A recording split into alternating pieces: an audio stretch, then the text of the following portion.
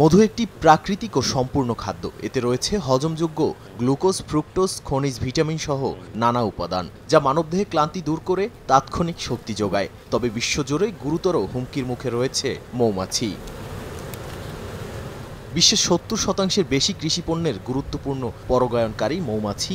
জলবায়ু পরিবর্তন, কৃষি উৎপাদনে আধুনিকায়নের ফলে ফুলের বৈচিত্র্য কমে যাওয়ায় কমছে মৌমাছির সংখ্যা। এ কারণে বিশ্বজুড়ে মধু উৎপাদনও কমছে। গবেষক ও পরিবেশবাদীরা এটিকে গ্লোবাল ক্রাইসিস হিসেবে দেখছেন।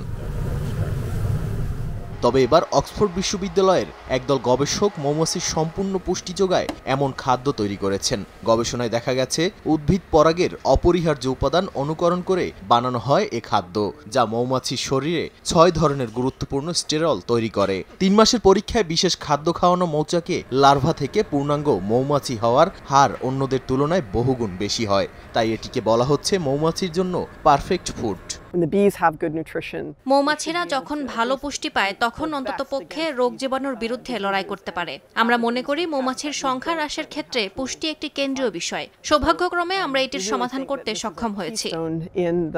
গবেষকদের আশা এই উদ্ভাবন প্রাকৃতিক পরাগের উপর চাপ কমাবে। জলবায়ু পরিবর্তন, কীটপতঙ্গ ও রোগ প্রতিরোধে মৌমাছি টিকে থাকতেও গুরুত্বপূর্ণ ভূমিকা পালন করবে এটি। ২০২৬ সাল থেকে বেলজিয়ান প্রতিষ্ঠান এপিক্স বায়োসায়েন্সেস বাণিজ্যিকভাবে এই সুপারফুড উৎপাদনের প্রস্তুতি নিচ্ছে। নাদিম মারজান, সময় সংবাদ।